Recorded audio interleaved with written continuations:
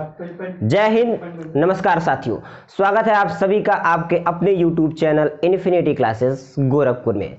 Thumbnail देख करके आज आप लोग समझ ही गए होंगे कि ये वीडियो किस चीज़ को लेकर के हम आपके सामने ले आए हैं, ठीक है ना। यानी कि देखिए, उत्तर प्रदेश पुलिस कांस्टेबल भर्ती 2024 उत्तर प्रदेश के इतिहास में समझ लीजिए पहली बार जो है 60,244 पदों पर भर्ती आ चुकी है, ठीक है ना। इसका जो आवेदन जो है 27 तारीख को यानी कि 27/12/2023 को प्रारंभ हो रहा है। अगर आप रजिस्ट्रेशन यानी कि आवेदन करने जा रहे हैं तो सबसे पहले आप इस वीडियो को पूरा देख लीजिए। यानी कि ऑफिशियल साइट से जो नोटिफिकेशन आया है, हम इस वीडियो में आपको एक एक करके सारे पॉइंट को डिस्क्राइब करेंगे कि कहाँ पे एज कितना लगेगा, कौन से डॉक्यूमेंट्स लगेंगे, कितने प्रश्न के आपके क्वेश्चन पेपर आएंगे, कितने अंक निर्धारित किए गए हैं, क्या पेपर ऑनलाइन होगा ऑफलाइन होगा, कितना एज रिलैक्सेशन मिला है, कौन कौन से विषय इसमें हैं, यानी कि सिलेबस की भी यहाँ पे बात होगी। हालांकि सिलेबस के लिए मैं सेपरेट वीडियो आपके लिए लेकर के जरूर आऊँगा। तो चलिए स्टार्ट करते हैं। पहले नोटिफिकेशन पेज पे हम जाएंगे और देखेंगे कि क्या क्या जो है इस बार एडिशनल हुआ है, ठीक है। चलिए देखिए, हम अपने नोटिफिकेशन जो हमारे पास आया हुआ है ऑफिशियल साइट से उस पेज पे आ चुके हैं, ठीक है। थोड़ा सा इसको हम जूम करेंगे। देखिए, सबसे पहले यहाँ शुरू करते हैं हम लोग कि कितने पदों पर जो है भर्ती आई हुई है। तो यहाँ से देखिए, टोटल हमारे पास जो पोस्ट हैं वो है आपके 60,244 यानी कि 60,244 जो है कुल पद आए हुए हैं।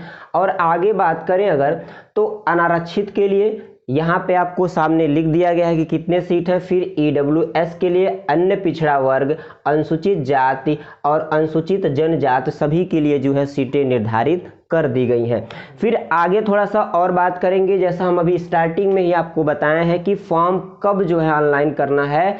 यहाँ पे डेट देखिए दिया है, ऑनलाइन आवेदन का डेट यहाँ पे आपको मेंशन कर दिया है। ऑनलाइन आवेदन शुल्क जमा प्रारंभ होने की तिथि यानी कि 27/12/2023 से आप इस फॉर्म को ऑनलाइन कर सकते हैं, 27/12/2023। और ऑनलाइन आवेदन जमा करने की जो अंतिम तिथि है वो है 16/1/2024 को। और अगर फॉर्म भरते समय कुछ गलती हो गई है आपसे, उसमें संशोधन चाहते हैं या जो शुल्क समायोजन एवं संशोधन जो दोनों चीज़ें हैं, वो आपको 18/1/2024 तक का जो है समय दिया गया है। फिर एक यहाँ पे थोड़ा सा अलग यहाँ पे आपको देखने के लिए इस बार ये मिल रहा है कि फीस जो है सभी कैटेगरीज के लिए इसका आवेदन शुल्क आपको 400 रुपये जो है आपको भुगतान करना पड़ेगा। कितने? 400 रुपये, ठीक है। थोड़ा और आगे बढ़ते हैं। जो जो इम्पॉर्टेंट चीज़ें हैं इससे रिलेटेड वो सब आपको यहाँ पे देखने को मिलेंगे, आपकी पूरी जानकारी हम यहाँ पे देंगे। फिर आगे और आते हैं तो देखिए, यहाँ पे शैक्षिक अर्हता की अर्हता की बात करें तो आपको पता ही है कि ये 10+2 यानी कि 10वीं और 12वीं की इसमें डॉक्यूमेंट आपको लगने वाले हैं। हाँ, यहाँ जो मेन इंपॉर्टेंट यहाँ पे दिया हुआ है इस बार देखिए, उसको यहाँ पे लिखा है DOE-ACC या नाइलेट जो आपका O लेवल का होता है, इसका क्या यहाँ पे बेनिफिट होने वाला है, इसके लिए अलग सेपरेट वीडियो बनाया जाएगा। फिर भी हिंट में यहाँ समझाना चाहते हैं कि जैसे ऐसे भी कंडीशन आ सकते हैं जहां एक ही नंबर पे दो बच्चे यानी कि दो बच्चे ऐसे हैं जो 200 मार्क्स पाए हुए हैं, तो वहां पे कैसे जो है डिसाइड किया जाएगा कि किसको जो है वहां पे चयनित किया जाए। तो वहां पे आपको देखा जाए कि आपके पास कोई एक्स्ट्रा या एडिशनल सर्टिफिकेट है कि नहीं है। अगर आपके पास इनमें से कोई सर्टिफिकेट है तो आप वहां पे चयनित किए जा सकते हैं, ठीक है। नेक्स्ट अगर बात करें, आयु की बात करते हैं। एज जो कि काफ़ी चर्चाओं में चल रहा था क्योंकि 4 साल बाद ये वैकेंसी दोबारा आई है, इससे पहले 2018 और 19 में आई हुई थी। एज को लेकर के काफ़ी लोग परेशान थे कि क्या सर इस बार मैं फॉर्म भर पाऊंगा कि नहीं भर पाऊंगा। तो यहाँ से देखिए सब क्लियर होने वाला है। हालांकि जो SC और ST की बात करें उनके लिए तो 5 साल एडिशनल था ही, इसमें जो है इस बार जो है 3 साल और एडिशनल कर दिया गया है, तो परेशान होने की आवश्यकता नहीं है। यहाँ पे आपको एज रिलैक्सेशन जो है एकदम भारी भरकम एकदम मतलब समझ लीजिए कि एकदम ज़्यादा से ज़्यादा छूट इस बार दिया गया है, तो ज़्यादा से ज़्यादा अब आवेदन कर सकते हैं आप लोग। एज की अगर बात करते हैं तो देखिए यहाँ पे साफ साफ लिखा है जन्म 2 जुलाई 2001 से पूर्व तथा 1 जुलाई 2005 के बाद का नहीं होना चाहिए, यानी कि इसके बाद का नहीं होना चाहिए, ना तो इससे पहले का होना चाहिए। ये किसके लिए था? ये था पुरुष के लिए। अगर महिलाओं की बात करें तो उनका जन्म 2 जुलाई 1998 से पूर्व और 1 जुलाई 2005 के बाद का नहीं होना चाहिए। ये सारी चीज़ें यहाँ पे आपको दे दी गई हैं। फिर आगे थोड़ा सा बढ़ते हैं और जानकारी लेते हैं क्या क्या इस नोटिफिकेशन में आया हुआ है, जिन चीज़ों को हमें पढ़ करके अच्छे से समझ करके जो है हमें ये परीक्षा यानी कि इस आवेदन को पहले करना है, फिर इसकी तैयारी शुरू करनी है। देखिए अगर परीक्षा की बात करें तो सबसे इम्पॉर्टेंट आपके लिए ये है कि परीक्षा में कितने नंबर या कह सकते हैं कितने प्रश्न आने वाले हैं। तो इस बार भी परीक्षा में आपके 300 अंकों का होगा ये भी परीक्षा, जिसमें कितने प्रश्न होंगे? देखिए 150 प्रश्न होंगे। एक प्रश्न पे आपको 2 अंक मिलेंगे और इस हिसाब से पूरे अंक कितने हुए? 300 अंकों की परीक्षा ये होगी। यहाँ पे माइनस मार्किंग इस बार भी पेपर में यानी कि 0.5 की माइनस मार्किंग यहाँ पे दी गई है।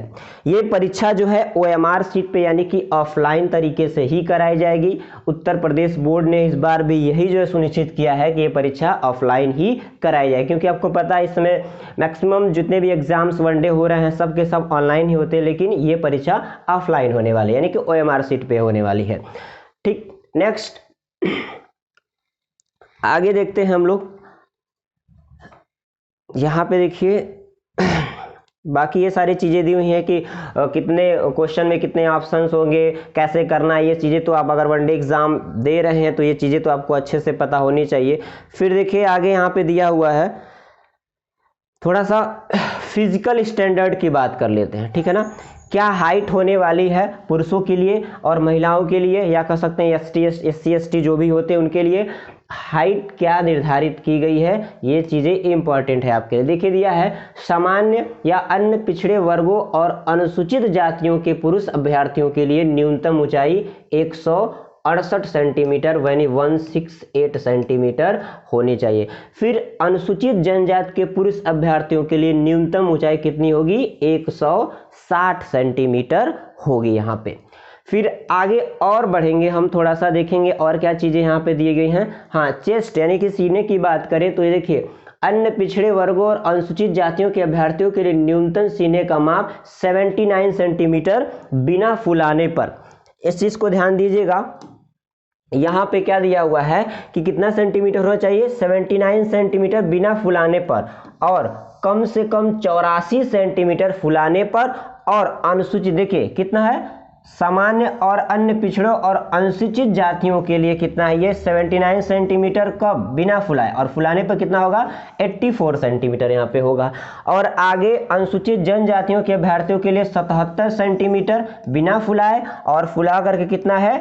82 सेंटीमीटर आपका होना चाहिए, ठीक है ना।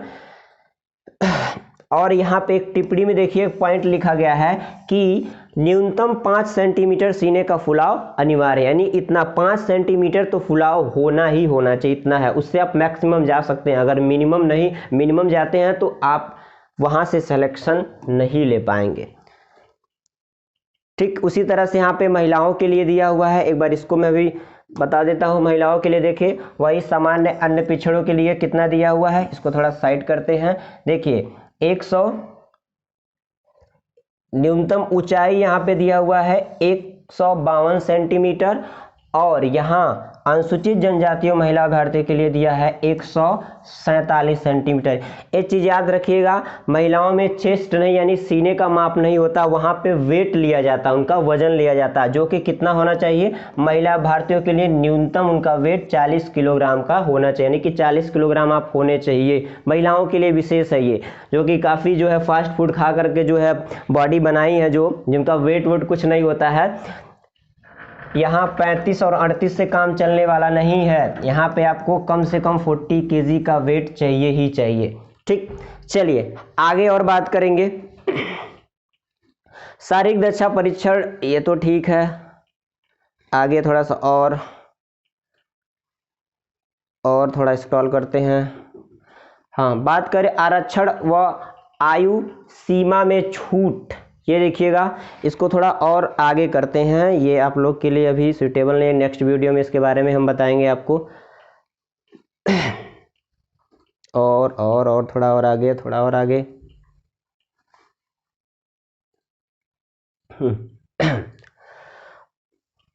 थोड़ा और आगे, थोड़ा और आगे चलते हैं। इसमें देखिए एक चीज और है यहाँ पे,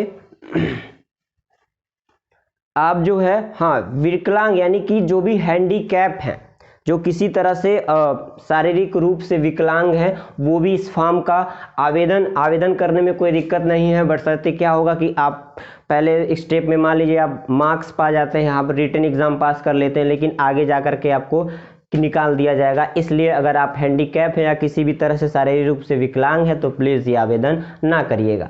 आगे देखिए, ऑनलाइन आवेदन की प्रक्रिया वही है, ऑफिशियल साइट 27/12/2023 से स्टार्ट होगा, वहाँ पे आपको जाना है, वहाँ से आपको ऑनलाइन शुरू करना है। एक बात ध्यान रखिएगा, जब तक ऑनलाइन कैसे रजिस्ट्रेशन किया जा रहा मैं वीडियो ना बना दूं, प्लीज़ आप लोग आवेदन ना कीजिएगा, क्योंकि हो सकता है कहीं ना कहीं कुछ गलती हो जाए तो आपका फॉर्म रिजेक्ट भी हो सकता है और 400 रुपये आपको जो आपका नुकसान भी हो सकता है। तो प्लीज़ वीडियो पहले आ जाए, उसके बाद आप लोग आवेदन करिएगा। फिर थोड़ा और आगे बढ़ते हैं।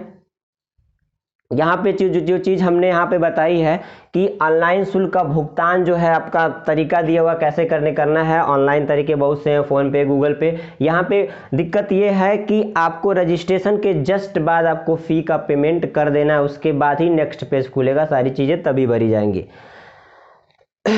फिर आगे देखिए, डिजी लॉकर, ये थोड़ा सा आपके लिए यहाँ पे नया होने वाला है। जैसे आप कोई भी डॉक्यूमेंट अगर अपलोड कर रहे हैं तो ये एक एप्लीकेशन आता है digi locker. Digi locker application क्या है, इसके बारे में आप लोग जानकारी ले लीजिएगा यूट्यूब के माध्यम से, कि डिजी लॉकर में क्या होगा कि आधार कार्ड से लिंक होता है, इसमें सारे आपके डॉक्यूमेंट अपलोडेड हो जाते हैं, जो लिंक रहते हैं, जो नहीं रहते हैं लिंक, उसको भी वहाँ पे अपलोड कर दिया जाता है। डिजी लॉकर के माध्यम से आपको सारे डॉक्यूमेंट को यहाँ पे आवेदन के समय जो है उसको क्या करना है, रजिस्टर करना है। ठीक है, तो ये डिजी लॉकर, आप इसके लिए परेशान ना होइएगा। फोटोग्राफ एवं हस्ताक्षर वही है, पासपोर्ट साइज की फोटो और हस्ताक्षर दोनों अलग अलग यहाँ पे सबमिट किए जाएंगे। ये चीज आप देख लीजिएगा। साइज यहाँ पे दिया हुआ है, फोटो की साइज, वो आप जिससे भी आवेदन करवाएंगे वो ये जानकारी आपको जरूर बताएगा, कितने साइज की फोटो चाहिए, क्या है क्या नहीं है, सारी चीजें वो जरूर बताएगा आपको। देखिए, अधिकतम 50 KB, न्यूनतम 5 KB तथा अधिकतम 20 KB, ये सारी चीजें यहाँ पे आपको दी गई हैं। आगे फिर और बात करते हैं। हाँ, फोटो जो आप खिंचवाएंगे पासपोर्ट साइज का होता है, वो कैसा होना चाहिए, चेहरे की छवि स्पष्ट दिखनी चाहिए, चेहरे पर अत्यधिक चमक छाया नहीं होनी चाहिए। आपको ध्यान देना है, क्या करना है, फोटो एकदम क्लियर होने चाहिए, दोनों जो आपके ईयर हैं वो दिखने चाहिए, साथ ही साथ बैकग्राउंड या तो वाइट या तो थोड़ा हल्का स्काई कलर, ऐसे समझ लीजिए, ऐसा बैकग्राउंड होना चाहिए। पासपोर्ट साइज ही फोटो रहेगा। बाकी फोटो का फॉर्मेट आपका देखिए, JPEG, JPG, JPE, जो भी फॉर्मेट है आपको दिए हुए हैं। यहाँ पे अंतिम देखिए यह है, आवेदन प्रक्रिया के अन्य महत्वपूर्ण बिंदु में जो चीज़ें अभी हम बताए थे इससे पहले, वो सारी चीज़ें यहाँ पे दी हुई हैं कि किस तरह से पहले आपको रजिस्ट्रेशन करना है, फिर जो है आपको रजिस्ट्रेशन के जस्ट बाद आपको फ़ी का पेमेंट करना है, फ़ी पेमेंट के बाद ही आपके सारे आगे के पेज खुलेंगे। देखिए, बोर्ड का निर्णय अंतिम होगा। यहाँ पे दिखा है, भर्ती की पात्रता, आवेदन पत्रों को स्वीकार अथवा अस्वीकार करने, मिथ्या जानकारी के लिए, शास्त्र चयन के तारीख, परीक्षाओं के आयोजन व परीक्षा केंद्र के अकाउंट, सभी संबंधित मामलों में बोर्ड का निर्णय अंतिम एवं बाध्यकारी होगा। यानी कि यहाँ पे आप जो है अगर कोई भी गलती करते हैं, फॉर्म रिजेक्ट होता है, तो समझ लीजिए वो रिस्पॉन्सिबिलिटी जो है वो आप खुद उठाएंगे। ठीक, बात करें अगर सिलेबस की, तो मोटी मोटा यहाँ सिलेबस की बात कर लेते हैं। अगले नेक्स्ट वीडियो का आप वेट करते रहिए, उसमें जो है पूरा डिटेल हम बताएंगे। देखिए, लिखित परीक्षा का पाठ्यक्रम क्या है, सामान्य यानी कि जनरल नॉलेज, सामान्य ज्ञान है, जिसमें सारे टॉपिक्स दिए गए हैं। फिर सामान्य हिंदी, जिसमें आपके सारे टॉपिक यहाँ पे मेंशन किए गए हैं। संख्यात्मक एवं मानसिक योग्यता, न्यूमेरिकल एंड मेंटल एबिलिटी आपका टॉपिक यहाँ पे है। संख्यात्मक योग्यता, न्यूमेरिकल एबिलिटी यहाँ पे दिया हुआ है। फिर से मानसिक योग्यता, मेंटल एबिलिटी, फिर आगे दिया हुआ रीजनिंग एबिलिटी, इस तरह से आपके देख लीजिए ध्यान से, ये reasoning ability, relationship and analogy test, मतलब जितने भी टॉपिक्स हैं यहाँ पे जिस भी सब्जेक्ट से, ये सारे दिए हुए हैं। आप लोग अच्छे से नोटिफिकेशन को पढ़ लीजिएगा बिल्कुल, ताकि कोई भी गलती आपका आवेदन करते समय न होने पाए। और आपसे रिक्वेस्ट है कि आप प्लीज़ जो है हमारे रजिस्ट्रेशन है कि आवेदन की प्रक्रिया का जो वीडियो आने वाला है उसको देख करके ही आवेदन कीजिएगा। तो ये था आज का ये जो वीडियो था, जिसमें थंबनेल में मैंने साफ साफ लिखा था कि वीडियो पूरा देखिएगा और साथ ही साथ क्या कीजिएगा, वीडियो को पूरा देखने के बाद ही आप आवेदन के बारे में सोचिएगा। ठीक है फ्रेंड्स, तो आई होप आप सभी ये चीज़ें समझ गए होंगे। एट लास्ट मैं यही चाहूँगा कि इस बार की 60,244 पदों की भर्ती में आपका स्थान जरूर बने। तो इसी तरह से हमारे साथ जुड़े रहिए। अगर वीडियो अच्छी लगी हो तो प्लीज़ एक लाइक ज़रूर कीजिएगा और अपने फ्रेंड्स में शेयर करना ना भूलिएगा। जय हिंद दोस्तों, नमस्कार।